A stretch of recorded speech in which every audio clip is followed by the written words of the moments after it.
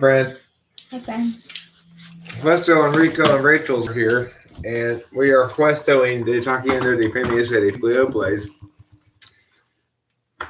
also known as Talking to Finnish People. The internet program that makes you feel alive with pleasure. In order to become more alive with pleasure ourselves, we're going to now pull a couple of rolls. Yeah. So yeah, it's been a good day. It's been It really has. an interesting day. We had a psychiatry appointment today, and Rachel got what she wanted. Yeah. Which is great. Yeah. It was, I think, overall, a really nice, show of group work. Teamwork. We worked well as a team. We had questions. He had answers. We had concerns. He had answers. And he also had information on things that we didn't have information on. So overall, it was really good. I feel good about it. The bottom line is this. Rachel went into the experience anticipating that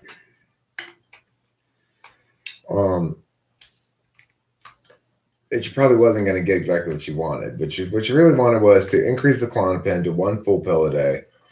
Maybe decrease the Zyprexa to 1 or 2 pills instead of what she was doing, which is 3 Zyprexas plus a half a Clonny.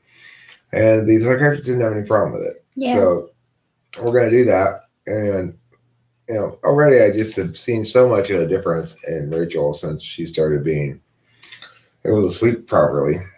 But, so last night, I wouldn't say she slept properly per se, because even though she got enough sleep last night, it was not easily attained. She started off sleeping in the bed, then slept on the floor, then slept out here, then came back and slept on the floor, back in the bed. Yeah. But I did get sleep.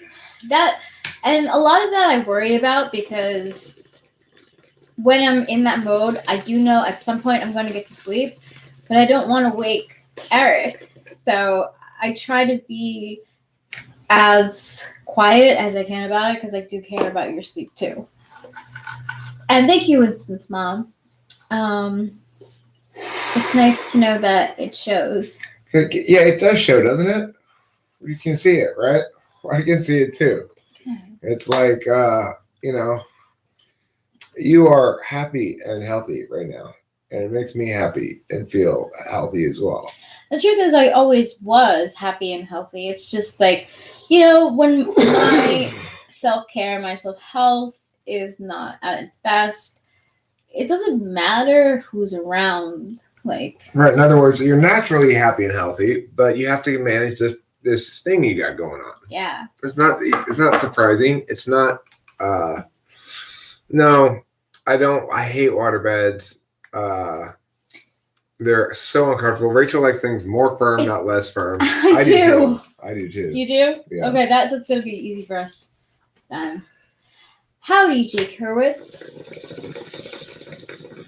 So, Eric and I had a pretty deep discussion on the color periwinkle yesterday. And it was really satisfying, because we both got answers on periwinkle and where it comes from and what the color actually means. Right. I've been wrong about it this whole time. Yeah. I thought periwinkle is the color that's around Rachel's eyes. Yeah. This kind of blue color. I'm going to show you.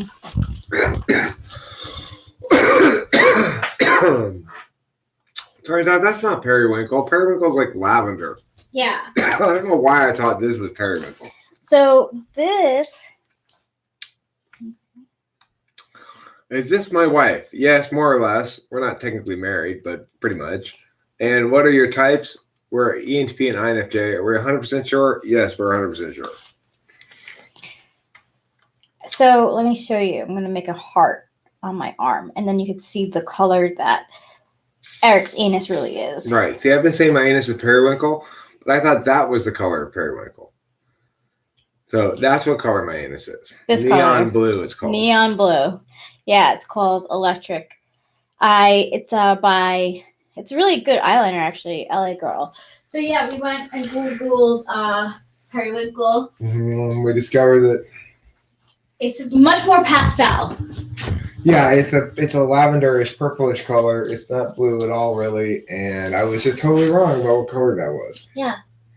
Now I know. And now you also know. It's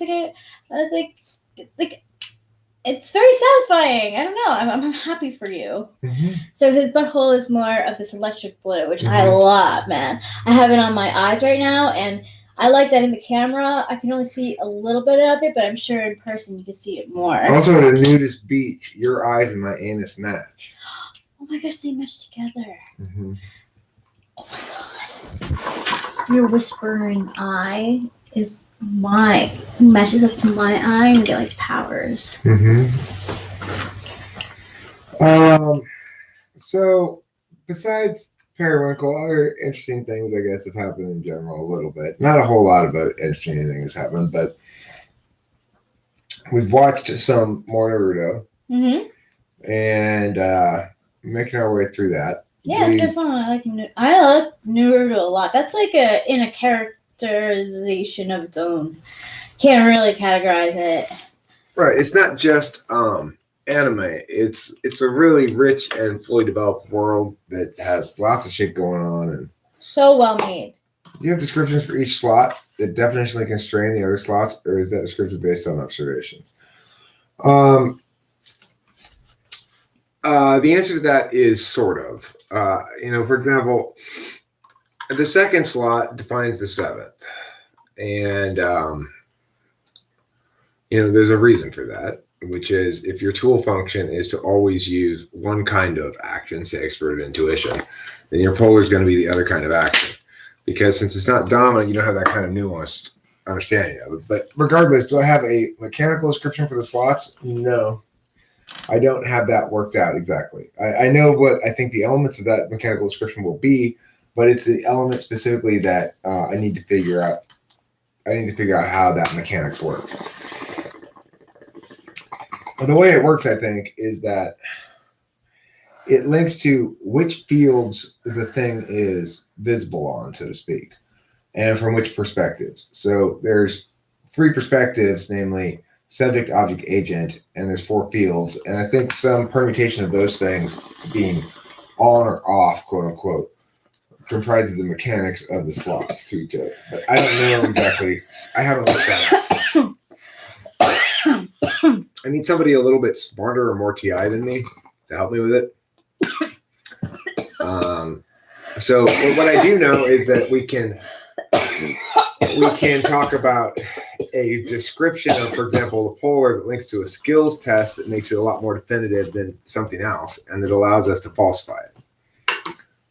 I mean simulate like in a computer, representational simulation. For example, this here, the internet, is an example of a system that's modeling the environments of real life, essentially, and the way that agents move through them in a way that allows us to have a metaphysical external ecosystem that's alive rather than dead. Prior to the internet, we had libraries and stuff be the external metaphysical ecosystem.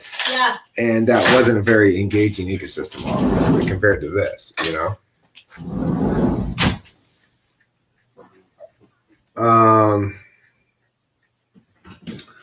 So what I mean by simulate is it's not just simulate. Ugh, Rachel. Ew. Rachel puked a little bit on the couch here. Or spit up, I guess I should say. If she were a baby, she would have spit up.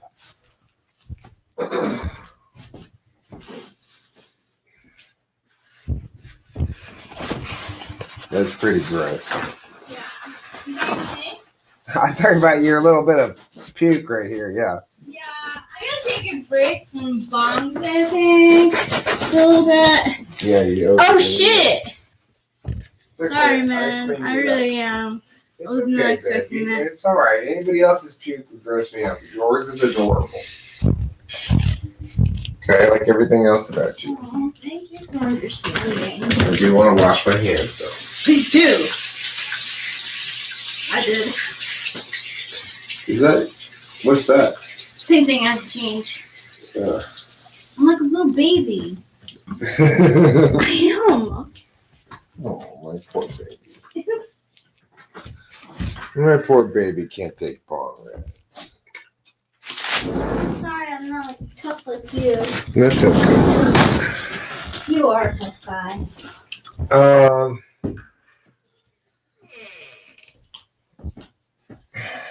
Well, if he's gonna live stream it on his channel, why do I need to live stream it on mine even? Who? Me and Jack arguing I tomorrow. knew it. He can live stream it. He can have all the views. I don't give a fuck.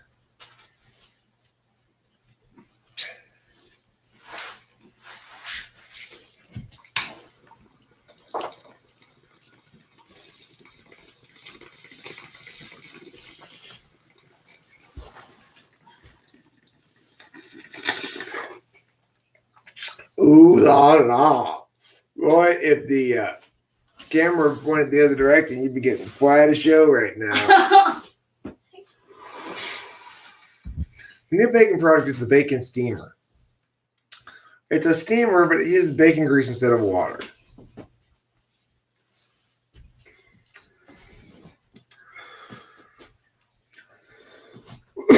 No, it's not a fryer. It's not an air fryer. It's a steamer. But it steams with bacon grease. And several cooks say to steam your food rather than any other way because Right, steaming's healthier. Yes. This allows you to maintain the health of steaming, plus add the fat and deliciousness of bacon. It's a good way to make vegetables more delicious. It is. Fish, just about anything. Oh yeah, sure. This is fun. I kind of want to get all the colors and draw on you. On me? Yeah. Draw on me with what? The eye pencil. Oh, okay. I'm not doing it. I just. Life is sleepy here, and people are being carnivore 4 to 6 weeks out from our first real trouble. Well, California here, I see people starting to just sort of move around normally a little bit more. But observations are of course relevant. The thing is, in any given argument, there's always a set of framework arguments called observations, which is to say facts that both parties should be in agreement about.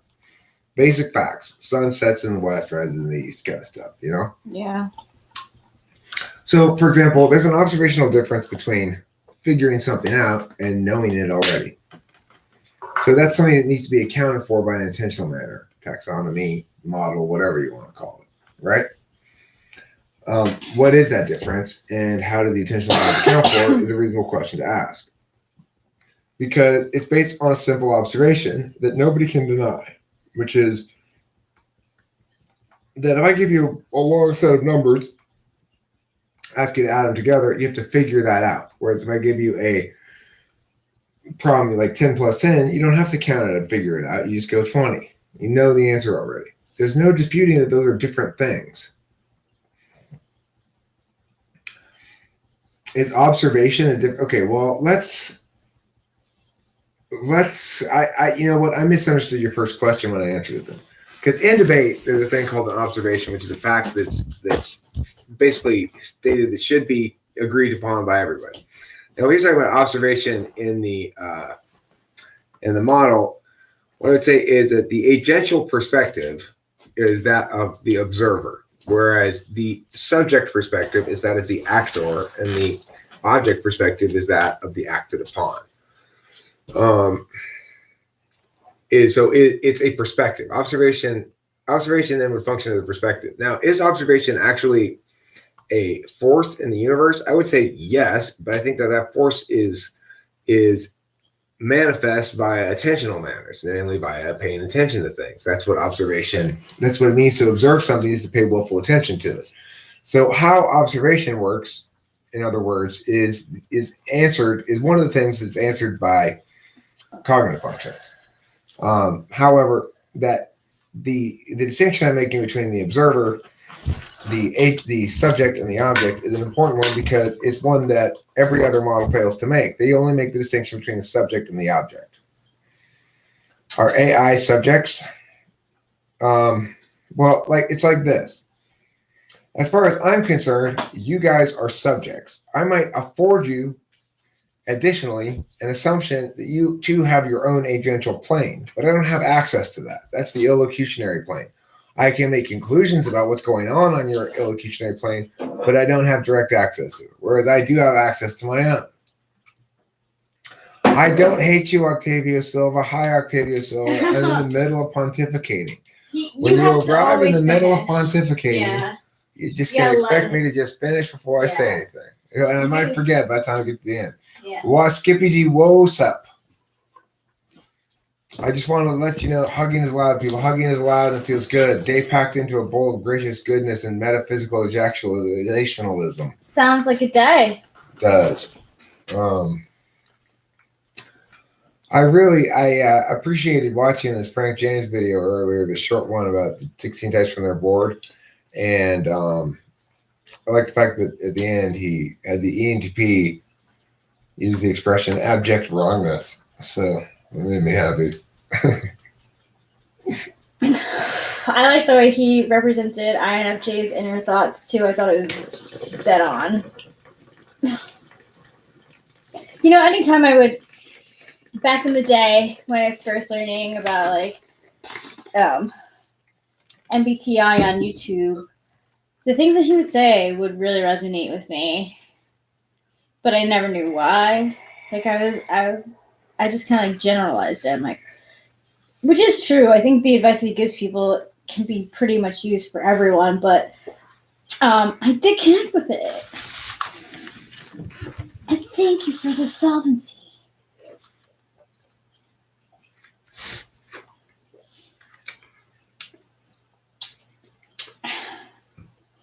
Well, sometimes he does better than others. Yeah. You know, he understands INFJs well. He understands ENTPs really well. It's easy enough to do ESFJ imitations, ISFJ imitations. He does that. And he does do really good ESTJ and impersonations too. You know, some types are harder to do than others.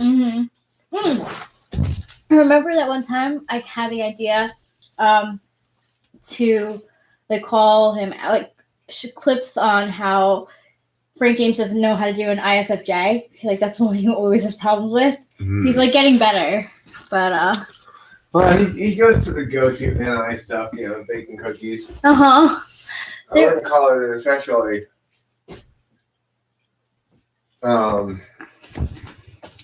revolutionary.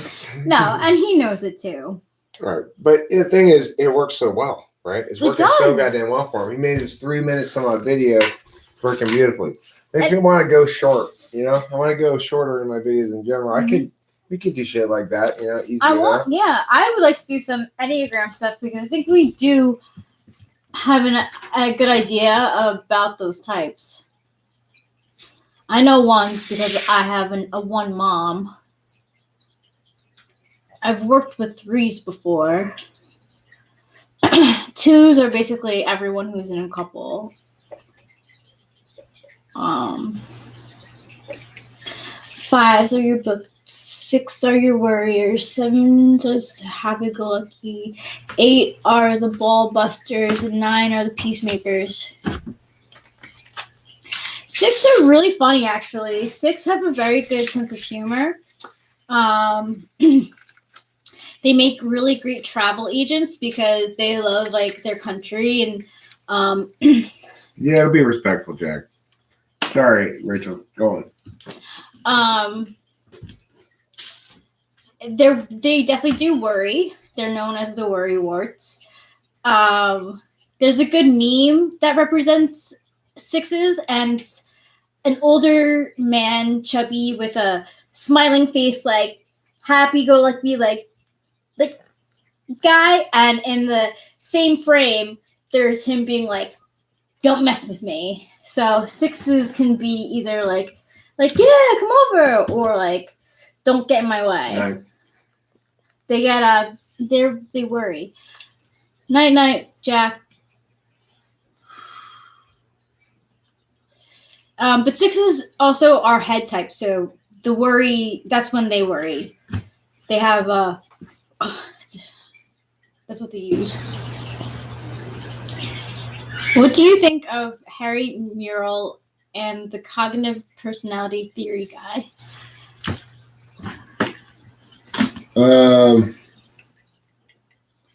I've only really watched one of his videos. I liked it a lot. I thought it was really good. It was about me, basically, so that's why I liked it so much. And I don't know, beyond that. He seemed to know what he was talking about when he was talking about me. Wasn't really directly talking about me, but he was talking about the reason he sent me the video. He was talking about ENTP empaths. I think the concept of the video is probably derived from his observations of me. So I found it obviously particularly interesting because everything was relevant to me, even if it wasn't exactly about me. So, you know, and it was right on the money in his observations. Yeah. Where did he link to mechanics particularly well? I don't even remember. But I remember going like, wow, that's so, I really appreciate that information. I feel like I understand things better now, you know. The NI more often run afoul with or aid TI processes. They're more likely to run afoul of them unless you consciously are aware of the capacity for them to work in concert. Yeah. You know, and it's like the TI is going to have to be paired with extroverted intuition so it capitalizes on its ability to frame up. Otherwise, you're going to lose to TI. Yeah. What Frank James said that he thinks that they're the people the INFJs who are good at TI are the ones who don't use their SE as much. So they're more inside. So they get practice with their TI more. I see that. I think he's right in that. I think it has to do with where their FE takes them early on. If they're in a TI rewarding environment early on, they develop good TI skills because it's necessary for the FE, and they can with their NI. Much more so, I think, than ISFJs can. And they can present as really strong with their TI skills, potentially more so even than they are. Yeah, I agree. Depends on what's valued in the environment. You know, it's like what was valued in your environment a lot was deference. So you have a certain practice of deference, which you're learning to sort of cast aside a bit. Yeah, I did. I used more SE, FE stuff as a kid.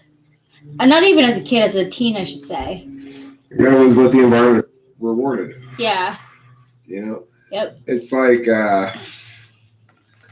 but the interesting thing also is INFJs are very unlikely to link back to their own experience to explain themselves. They're going to think themselves inherently the way they are, regardless of how much that's been influenced by experience, because they always suborn SI to NI or subsume SI with NI or whatever verb you want to use. I've seen it many times. It was really interesting. This mistake I made yesterday when we were in the car, I misinterpreted this question of hers, where she had said to me, imagine if you were a senior in high school right now, this was your year you graduated from high school.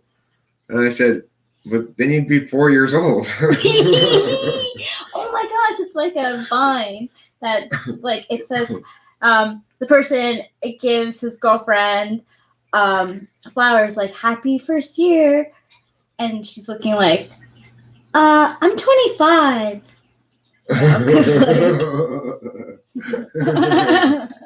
Anyway, and she's like, no, I mean, imagine if you were graduating in 2020, how you'd missed your prom and your graduation ceremony and all that stuff.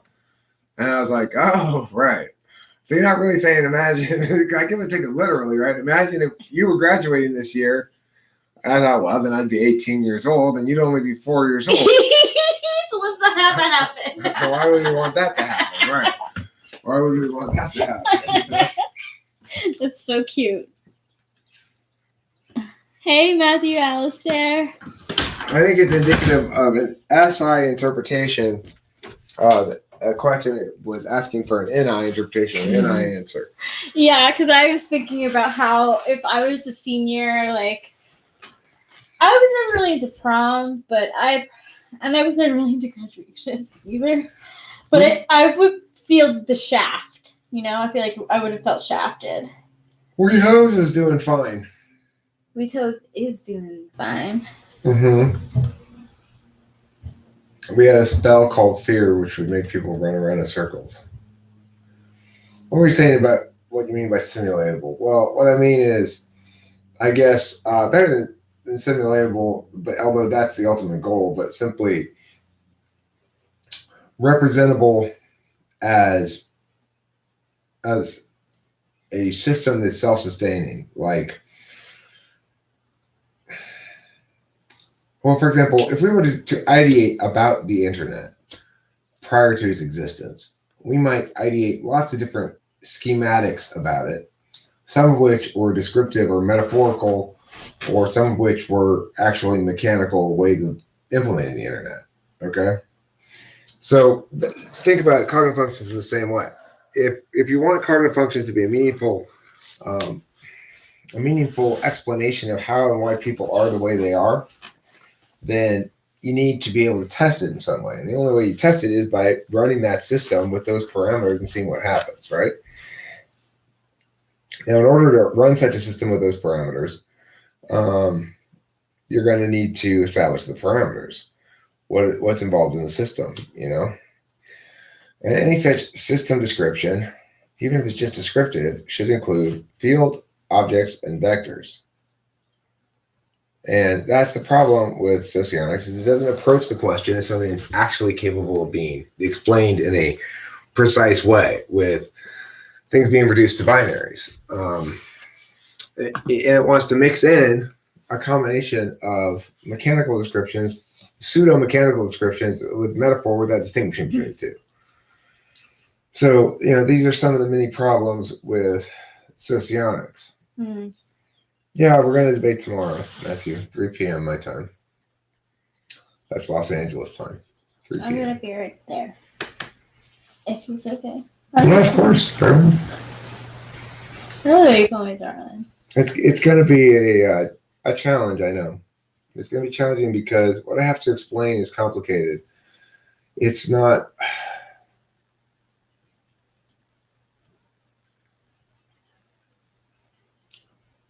I guess I have to win the debate first. I mean, the thing is, what it should be is me lecturing and him taking notes. But I understand that it can't be that until I win the debate publicly. So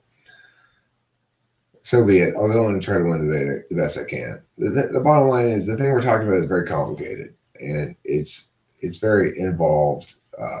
And I think we're gonna do it live. Yeah, we're gonna live stream it. I think maybe we'll both live stream it independently on our channels. I'm not sure. No. That would be that wouldn't. I mean, in theory, you could. Listen, what you're saying there from that direction, I've not really thought about that before. So that's not a bad idea. But that's the other direction of testing than I thought of, okay? I'd have to think a lot more about that to answer that question, because it's the first that it's ever come into my mind, whereas when you just said it right now, testing it that way. It's conceivable you could test it that way. You have to set up certain predictions and be able to test those predictions, Is socionics falsifiable, and if so, how? That's one question I will ask Jack tomorrow. He can prepare for it how he wants. I suspect the best answer to it is to dissemble. If I were he, I would say something like, there's no reason to prefer falsifiability. So wait, what's exactly going to be debated tomorrow? And this is the challenge we're going to have tomorrow in this conversation is we spend some time at the beginning discussing what exactly is either the approach, because I think the problem here is it would be nice to have it be an affirmation and a negation. In other words, for him to affirm socionics and for me to negate it. I think it's going to end up sort of collapsing into two distinct affirmations, because in part I don't really need my own AF to negate socionics. I could negate it successfully without my own AF, but I wouldn't have any offense, so to speak. And that typically is something, even though that shouldn't influence whether or not the negation wins the debate, it often does in terms of public perceptions. So that's cool that you made a video, Matthew Elser. And I agree. I think it should be neg AF to be organized. It's gonna be what it is, I think we all kind of know. The external metaphysical field is just as evident as the external physical field. I mean, where are we taking action right now? Where physically are we taking action? Archangel's here, everyone. Konnichiwa. Konnichiwa. And Archangel Jen. The notion that we don't exist on two fields, physical and metaphysical, in other words, experiential and meaning based, is ridiculous. You can't deny it. It's simply self-evident, right? The fact that I'm taking action right now, but I'm not doing anything except moving my lips. It's pretty clear evidence that there is action to be taken that doesn't involve physicality, just involves expression of meaning. Presumably, if I could have recorded myself talking ahead of time, push play on a tape recorder, and be sitting here doing nothing and still doing the same action. You know what I'm saying? It could be deferred in time in that fashion. That's not the way real action works. Not the way physical action works. Mm-hmm. You can't defer it in time in that fashion because the action itself is distinct from the meaning. But on the metaphysical plane, the meaning is not distinct from the action. It is the action. So it's pretty hard to... Well, sure. But of course, they only exist within people, but they get communicated between people, right? And in fact, objects containing individuals' expressed meanings exist perpetually on this metaphysical external field. So I can watch a video Jack made before. Indisputable. I can access meaning he set out there for people to access. It persists indefinitely. So it's kind of indisputable. Where does he think that exists? He can critique all he wants, and the problem he's going to have is the stuff I'm saying is observationally obvious. It's difficult to dispute that the internet. Yes. Thanks, Ghost Rider. I will give him a token for good luck. And hey, Ghost Rider, and thank you, Ghost Rider. I'm feeling good. Nick Jonas is NE dead. I don't know much about the Jonas Brothers except that when they were popular, working for Disney, they had those like virginity rings with Miley Cyrus. That worked out well for Miley. It worked out well for all of them. Actually, so one of the Jonas Brothers actually did get married and like before having sex. One of them. So one of that experiment worked for one of them. This is my purity ring, right here. What? This is my purity ring. I like to call this my promise ring. You know, is that promise? These are our promise purity rings. Yeah. We promise to purely have sex with each other. Yes, we do. You're a very special lady, Rachel. I love you a lot. Thank you, baby. You're a very special man, and I love you a lot, too. I love you with both my heart, my feelings, and my emotions. Oh my gosh. It means so much coming from you. Thanks, darling. Baby, thank you. I use all of my moistest parts to love you. I lose all of my words to explain love. And love feelings. I don't even know. The emotions of feelings that spill from one's heart in an avalanche of moist dampness tenderize the jostling of one's undercarriage so much that it's like a powerful wind blowing good fortune your way. Mm-hmm. Yes, Kitty, I saw you wanted to come in. Yeah, she was pretty fast with that. I was pretty on top of my Kitty Dorman duties. Huh? You were. I've got some serious Kitty Dorman duties. I got a lot of dormaning to do. Door manning. The art of manning doors. The forbidden jutsu of manning doors. Nice bang. There, that's better. That is better. It's good tea. Okay? Thanks. You're welcome. I've been teeing my ass off. You have been. We got your. Does RSD Tyler seem like it needs to be? I don't know who RSD Tyler is. Here comes Katie. Ghost Raiders Day is going great. There Lazy she day, but is. chill and happy. Great mood. All is well with the world. Kitty pageant winner. Oh. I have a feeling someone else is out there. Metaphysical PDA. That's what that was, huh? What? What we just did is metaphysical PDA. With PP? No, with each other. Oh, yeah. Because we do. weren't like kissing and smooching. We were just talking mushy to each other. Yeah, that is metaphysical PDA. But you know what, Rachel?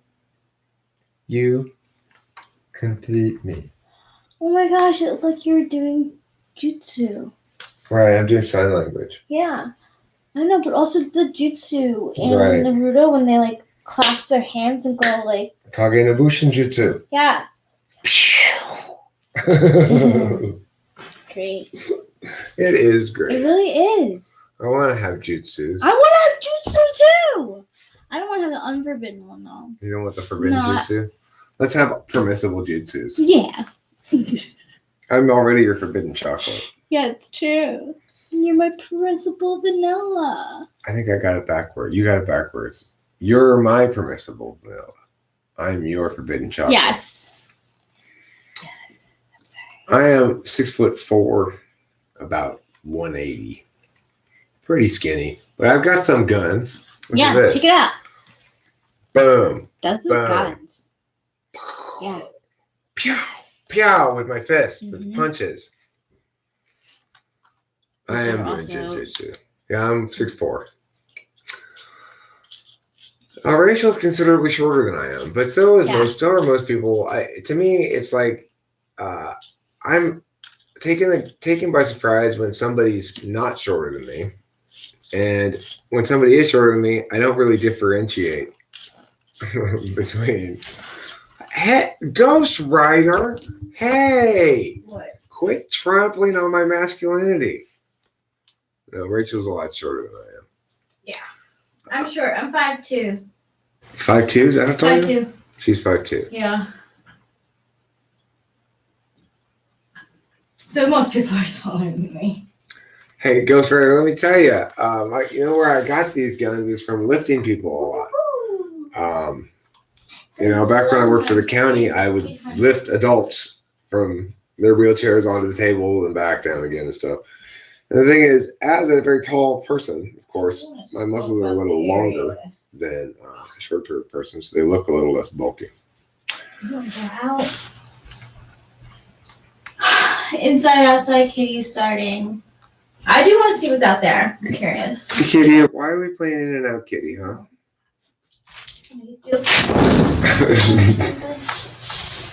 We've got to get that door unstuck. Yeah.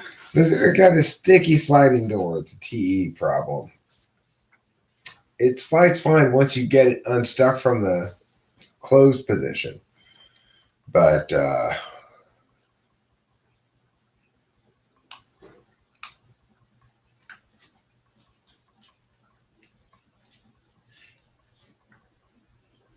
yeah, I tried that already. I could try it again though. Problem is, it's like it makes this kind of gunky goo stuff. Yes, there's WD-40 in my dad's garage. I know that already. There's everything a person needs in my dad's garage. Everything a person could possibly need. That should be a thing. The STJ garage, Mm-hmm. repository for all of life. You gonna stay there? Pee-pee. Bye.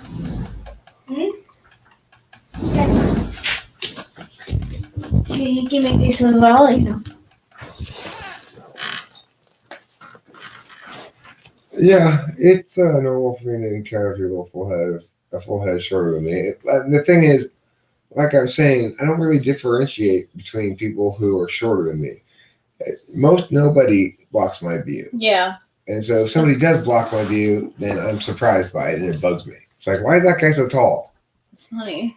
Well, I don't really differentiate a lot between different amounts of shorter than me.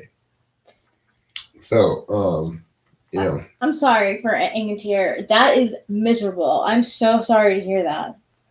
Did they say if they're opening up again, or that's definitely poopy. I would categorize that as really poopy. well, I don't know. Here, we're not really suffering much.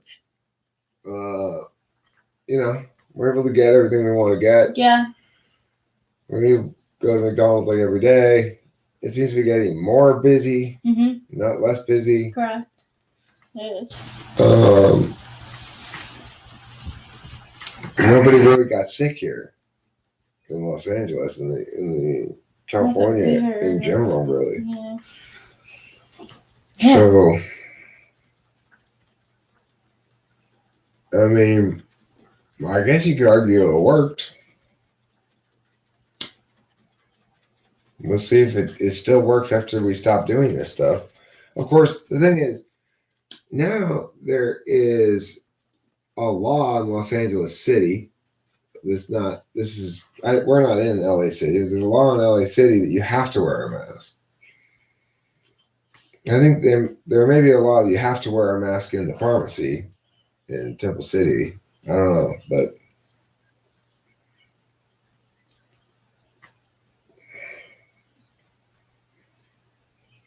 I think INFPs as crybabies.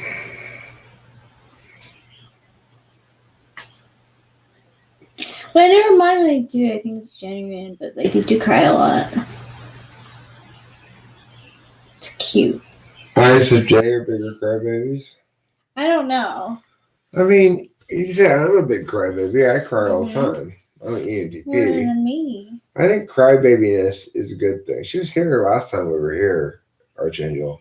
She was here yesterday. Yeah, you said hello to her. Yeah. Don't cry for me, Argentina. There's no reason for Argentina to cry for me again. They've spent too many years sobbing for me already, Argentina has. You're hungry? Oh, I take it that means you are. Well, your stomach was grumbling. Oh, no, I didn't hear or notice it. Wow. No, I'm not hungry at all. Oh, I'm you full. sure? Yeah. Okay. I'm full of chicken parmigiani.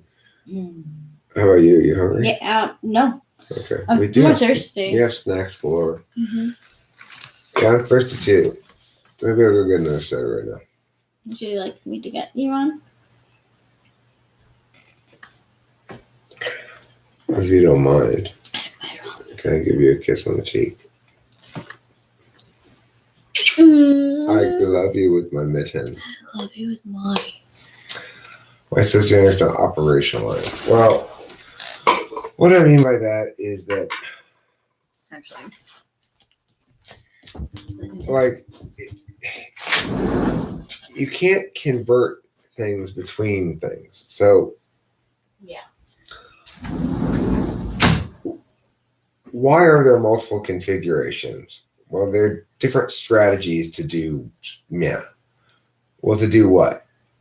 Well, it differs for every person. That's making it non-operationalized. So then they don't have different strategies, because that would imply different strategies to attain the same outcome. They've got different what? Configurations. Okay, well, what is a configuration? Can we convert it into some other understanding that makes that term useful within a given case framework? Okay, so in other words, it lacks framework as a case. So if you were to ask me, well, what's the configuration of strategy for? I'd say, well, it's a strategy for managing map territory divergence or convergence. And that's universal enough. Sorry, No, this isn't my notion, by the way, this prime directive notion. It's something that I realized would allow you to really meaningfully operationalize all your terms, because everything then could be linked back to that simple overarching framework. In other words, everything makes sense as an agent, provided there's some sort of underlying directive. You might say the top level directive for humanity would be something like "don't die," except we see people commit suicide sometimes, so that's obviously not true. Everything has to work as some sort of in its bluntest sense, something. The machine code has to collapse back down to that. So that means we have to have ways of defining the territory and ways of defining the map.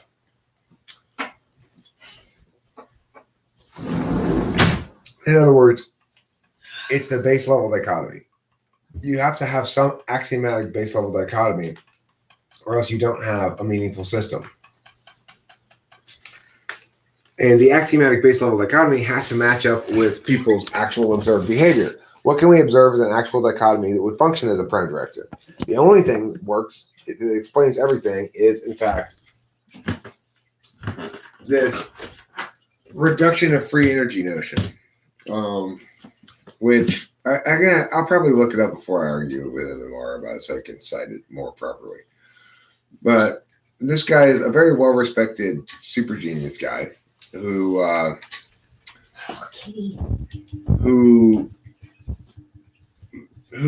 notions fit in very well with the idea of cognitive functions to comprise a.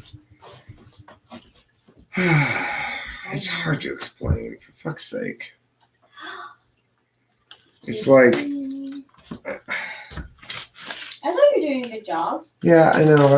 I'm anticipating already the challenge I'm going to have tomorrow, because there's so much. Oh. There's so many things that need to be understood before you can understand even the answer to the question that I'm giving. It's like, well, the answer is this, but you don't understand enough to understand what the answer means. So now I have to explain something else. Do you want to practice?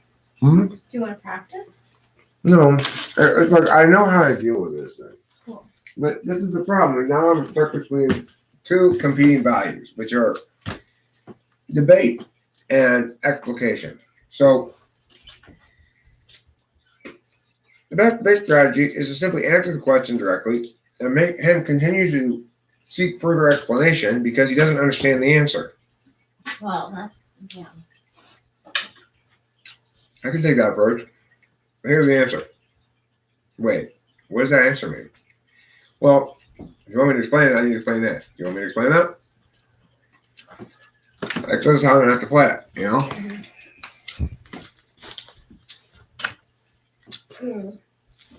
I'm going to zone out for a little bit. Yeah, sure.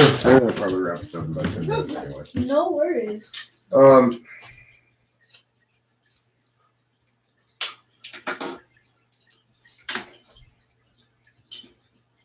I'm sorry, baby. You need food? My poor P&P. These are weird, these peanuts my dad got. They're dill pickle peanuts. Or dill peanuts, I guess. Mm-hmm. They taste kind of like dill pickles,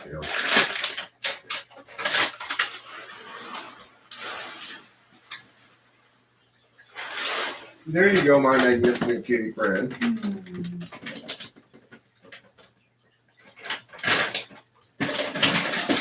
So magnificent and good and true and fine and just and special.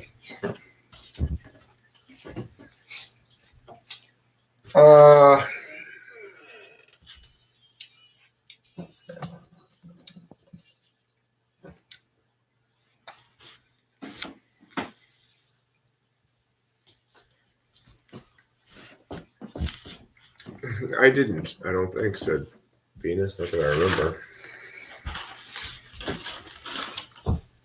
Oh, dill pickle peanuts. I'm eating peanuts. See these peanuts? I'm eating these peanuts. And they're made to taste like dill pickles.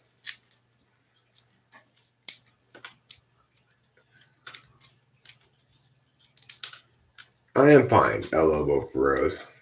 Or you're not talking to me.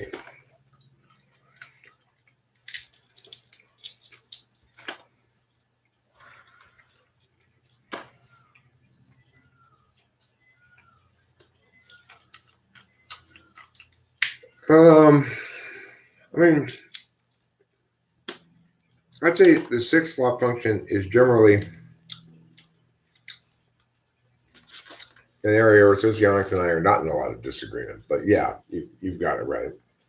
Yeah.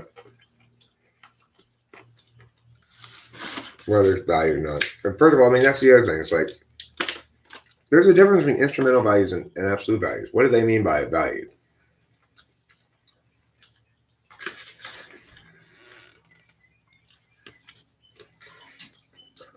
Excellent point. Excellent point, Oliver Perez.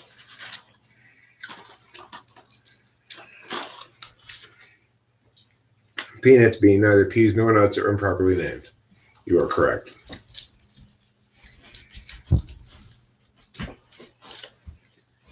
What is that saying? The peanut naming fiasco that is the name Peanuts. It could either be called Peagooms or Lay Nuts.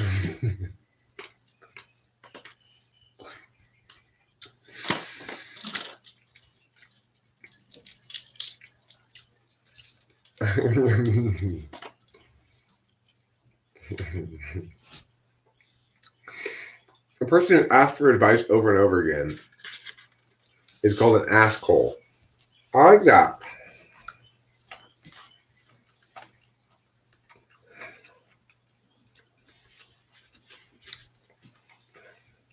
No, let me see if I can find him. I'll have to look him up before I do that tomorrow.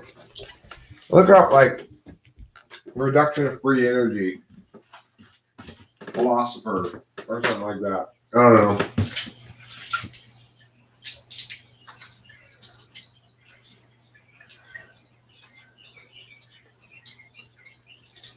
Oh, you're the best kitty in the world, Petey. You are. You're my hero, Katie.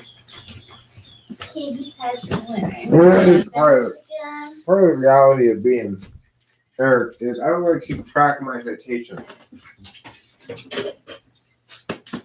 Unless I'm doing it for work, you know. If it's for work, I gotta cite everything. But when I'm reading for my own purposes, honestly, I don't keep track of citations or anything. So I gotta find it again later, you know. Well, look, yeah, fifth is a pass fail for the external world, but you're not necessarily wrong about six. The thing is, I don't claim to have the exact mechanics of the whole thing figured out. I claim to be on the right track, and there's some permutation of these things that I figure into account that account for everything. I don't claim to have it all done, to be modelable or anything like that. I claim to have done the basic legwork that's necessary to at least be on the right track, you know? In other words, if people understand the basic framework, then other people could work on this and make meaningful progress on it on a central project that wouldn't break into two different projects. You know? Socionics will endlessly divide because it doesn't have any such framework limitation like that.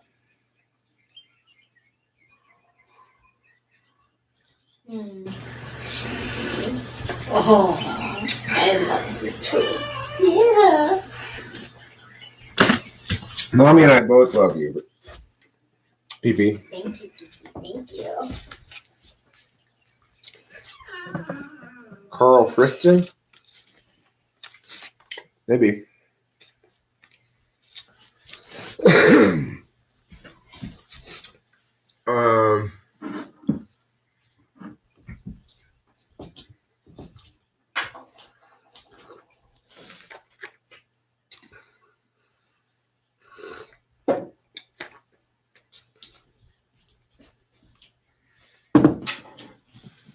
Yes, it is. Up in place 48. Eric's lifestyle is infantile, but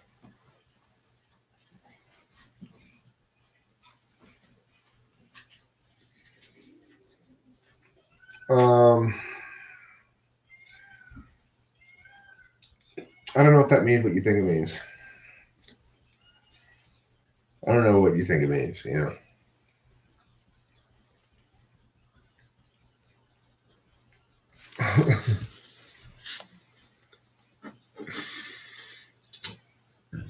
So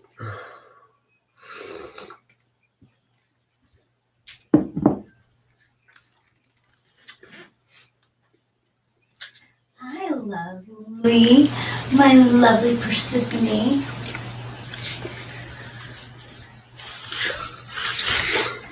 Love. I mean, basically, it means that You queen. I guess I'm selfish and Yes. expect to be taken care of. Queen. Basically, it means I'm selfish. I love you, Theo. I think that's the long and the short of it. You know, when you're a child, you expect to be taken care of, and that's what it means to be infantile. But you know, it can work well enough with the victim type, which Rachel is, because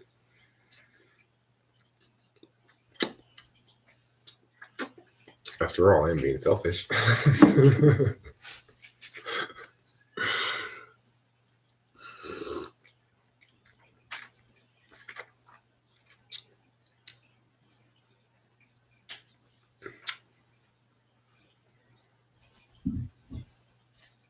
I don't understand what the question even means. Extroverted intuitors are good at acting on the metaphysical field with extroverted intuition.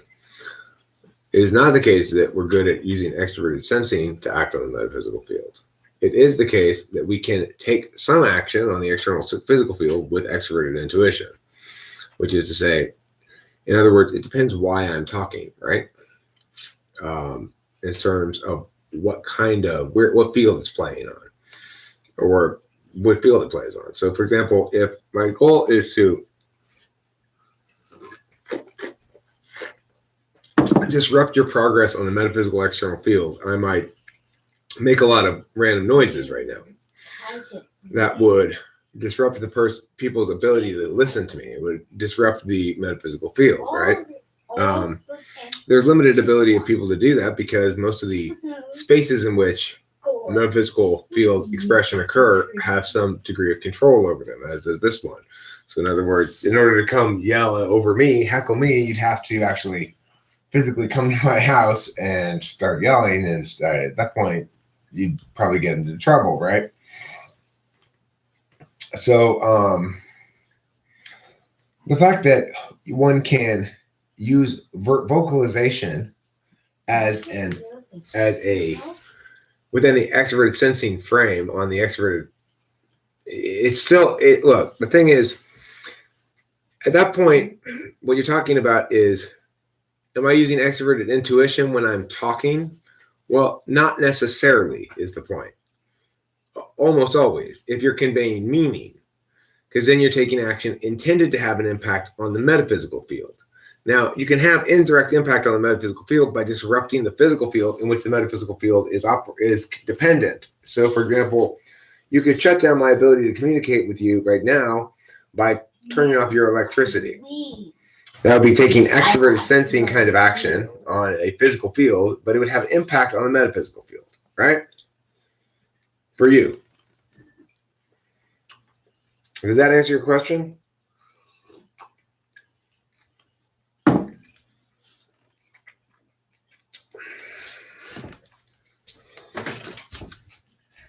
Well, see, that's really the question. Are we doing something like a systems analysis here or not? I don't think I'm getting emotional at all, actually. I think I'm going to go into this very much prepared to not be emotional because I have time to think about it ahead of time, you know? I'm going into it almost sad, frankly, because I know that it's going to be... I know that I know that I have some tough choices to make as to whether I want to, because there are always multiple frames of reference here. There's perceptual dominance versus informational utility versus it's complicated. That's the problem with this whole thing. Is by the time I get down to discussing it with the guy tomorrow, it's like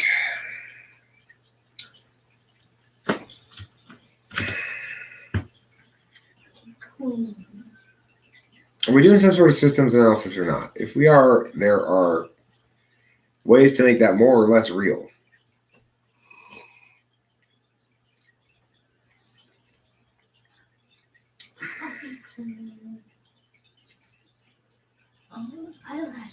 I mean, what's you don't understand even. What's wrong? It's like the challenge for me is going to be explaining why questions like this. Why don't you refresh on the perceiving and judging functions in socionics? Oh. I mean, it's a sensible suggestion. If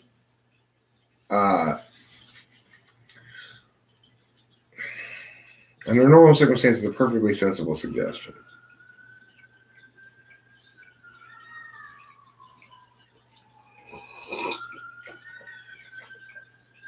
I may look at a couple of different things. I don't know.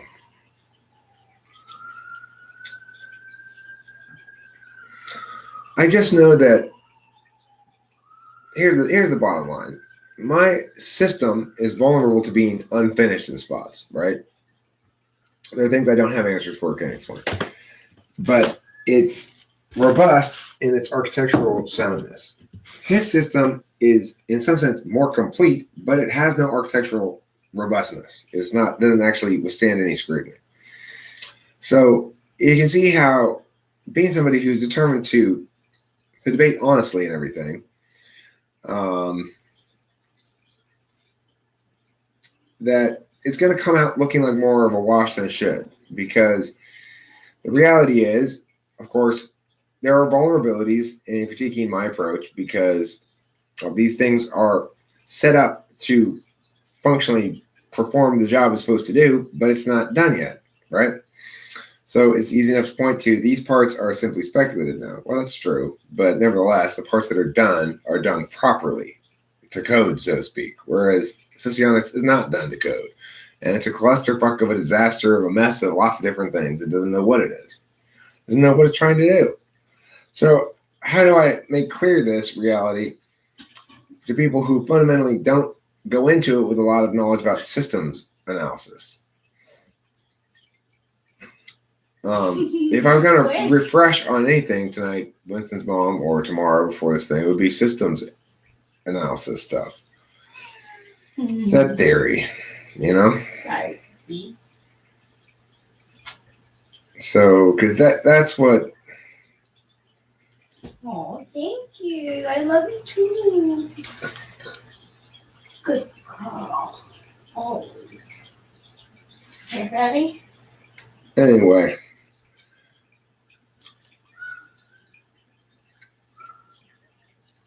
Well, the thing is, I'm going to be.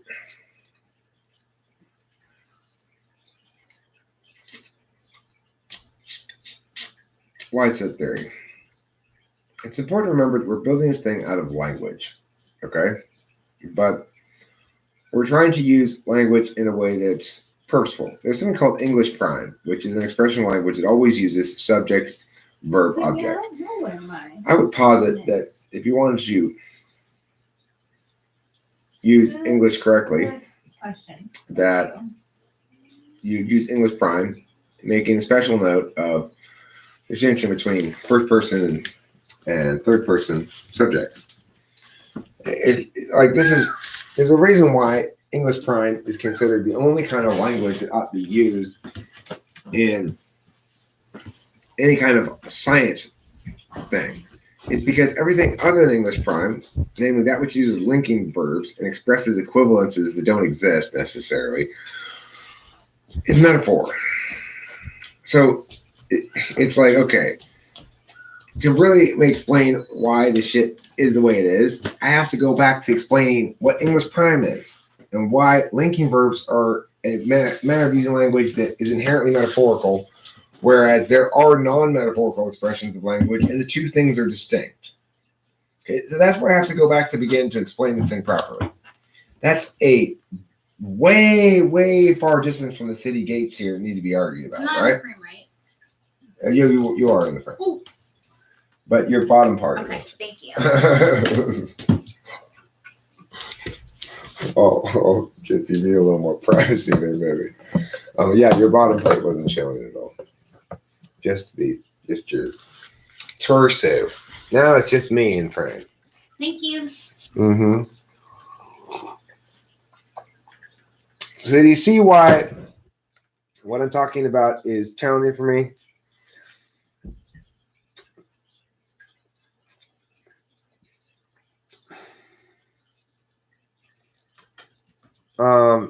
English prime is where we really need to begin to explain why I'm right and other people are wrong. Because these people don't understand when they're speaking in metaphor and when they're speaking non-metaphorically. They don't understand what the real difference is. That there is a real difference.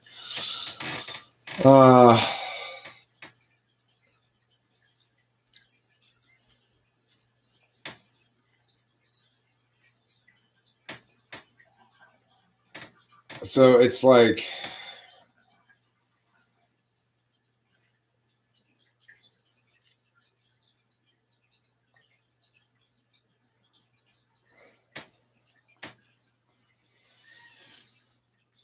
well, I mean, if that's the case, then somebody in socioeconomics will be able to, yeah. Well, it's just, it's got a little kitchen area here, and it's got the main room here. It's got high ceilings like the house, so it feels roomier than it is. But it actually feels quite roomy right now because of the way I've set it up properly. It's just got this one main room. And, of course, the thing is, we also have the master bedroom and bath, which we sleep in and go to the bathroom in and so forth. So, it's like, the thing is, people are using language all the time to have these arguments, but they don't understand the first thing about linguistics. And if you don't understand the first thing about linguistics, then it's a challenge for me to argue with you meaningfully about the topic.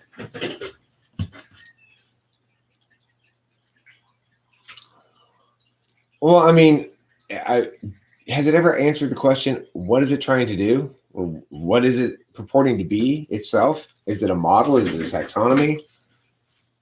Is it a systems analysis? What is it? What's its framework? How do we know if it's right or wrong? Does it provide means to falsify itself? Does it think of itself as something that needs to be falsifiable in order to be taken seriously, or no? And if not, why not? These kind of questions I need to ask Jack. If you start with a fanciful notion and you make up a bunch of pseudo math about it, then you're probably not going to end up with something that withstands any scrutiny long term, right?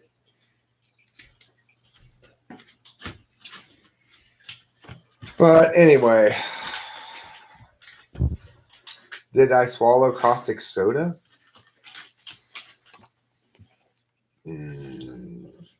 No. Why would you think I swallowed caustic soda?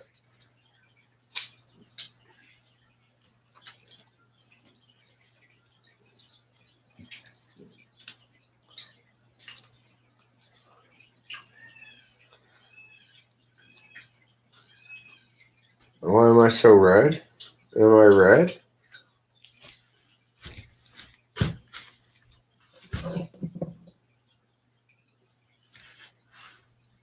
Am I still red? I don't feel red.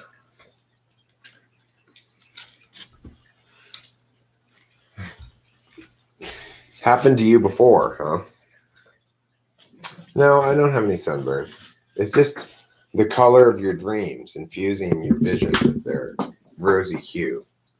Okay? I think that's probably the best explanation. It's the color of your dreams, infusing your eyeballs with its rosy hue.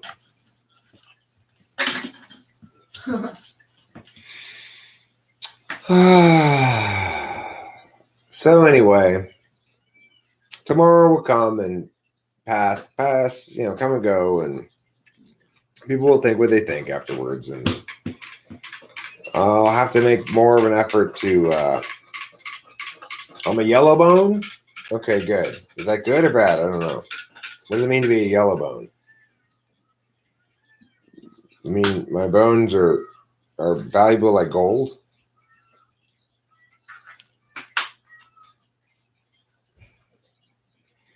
You hear that?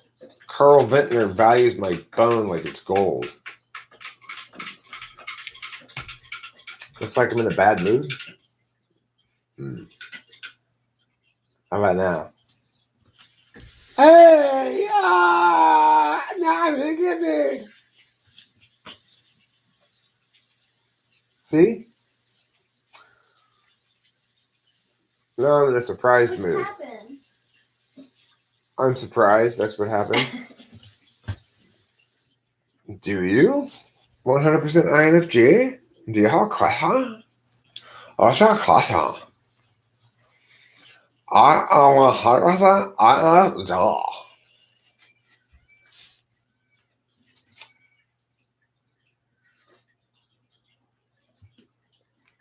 I have on a t-shirt and a knee-length skirt. Knee-length skirt. Knee-length skirt. I have on a t-shirt and a knee-length skirt. A knee-length skirt today. Okay.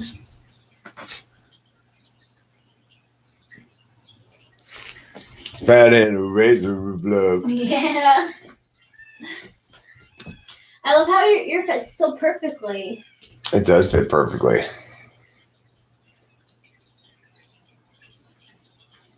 That's okay.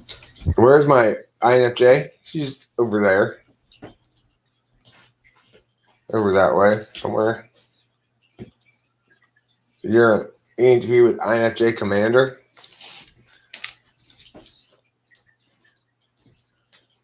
Are you Zatai Ryuki? Who's Zatai Ryuki?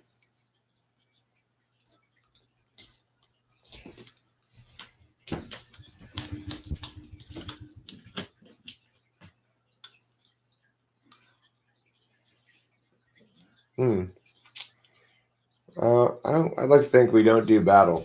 So I neither need to let her pretend to win, nor actually lose, nor anything of the sort. Or we're pretty good to each other. We don't like to have conflicts. We reach consensus. The gap between stockings and miniskirt is known as absolute territory.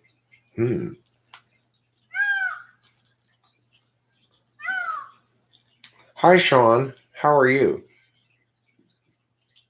Are you made out of cheese today? Finally, for the first time in forever, you're finally made out of cheese again, forever, for the first time without stopping ceaselessly? That's cool. That's good to know. I was waiting for that to happen. I've been waiting for that to happen for a long time. That's a peacock. Oh, the peacocks always make their sounds around this time. They make their sounds around this time, and they make their sounds in the equivalent time in the morning.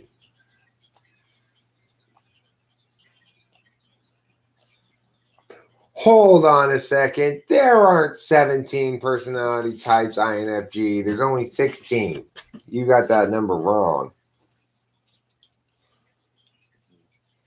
INFJ.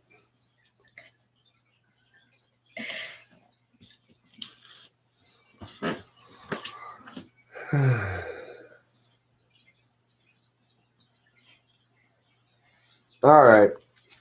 I'm going to call it a stream. Good night, everybody. Don't forget to eat plenty of cheese.